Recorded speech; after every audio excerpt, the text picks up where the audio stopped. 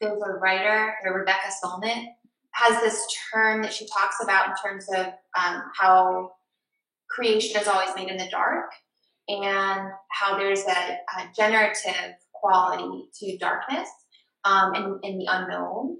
And that's where sort of ideas come from. And so that resonates a lot with me. The way that I work is very intuitive. It's really difficult for me to have a preconceived notion of what I want a piece to look like. It's actually almost impossible. I try, and it's a funny. It's funny that I ended up as a printmaker or in this medium because it is one that often requires a lot of pre-planning, but it's also one that incorporates process. And for me, exploring process and not and allowing that process to kind of guide my decision making while I'm creating is like that's what gets me going as an artist. So yeah, the collages are one sort of manifestation of that exploration. And so here I'm cutting out pieces of printed paper that I've printed with fabric. I like to ink up fabric and use that as my printing matrix. In my studio, I have bags and bags, and sometimes drawers and drawers full of paper, Japanese paper that I've printed on through a variety of methods. And so I just have this collection of like material. And for me, that's a part of my process is like building up this material. So I might be printing something and not, it's like I don't have any sort of preconceived notion about what it will become. I'm just like generating material. And then like, you know, when I start cutting the paper up, I just, it turns into a mess. I'm super messy. I have to spread everything out and see what I'm working with, and I start making connections between different, you know, different printed matter, essentially.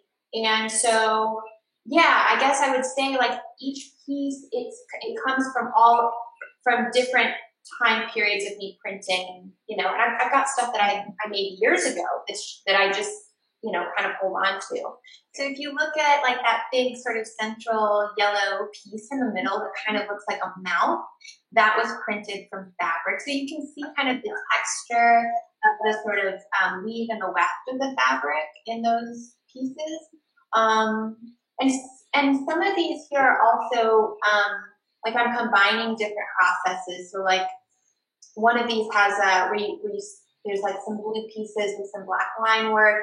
Those were dry points that were then monoprinted on top. So that piece is titled "Of Shells," and there's a beautiful poem by Mary Oliver where she talks about how shells are these ornaments of death, and so yeah, so I was kind of thinking about that, her poem, and when I was working on that piece. So yeah, and of course like shells and water, and I live in a place, you know, where I see the bay every day, which is wonderful. Mm-hmm.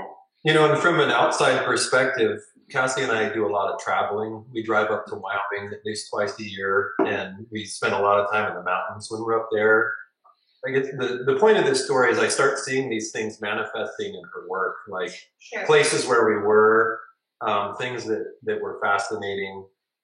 These old growth forests that are covered with moss, and you know, going to a beach, like secluded beach in Washington, and finding, you know, lots of different urchins and different, you know, and sometimes these shapes sort of find their way into the work in really interesting ways. I'm interested in the sort of synchronicity that occurs in nature and in natural systems. So each one of these pieces kind of deals with a different natural system is a general way to put it. These are kind of like rooted in learning about some of these systems, but also, you know, my own experience interacting with nature. It's like this divine source of creation.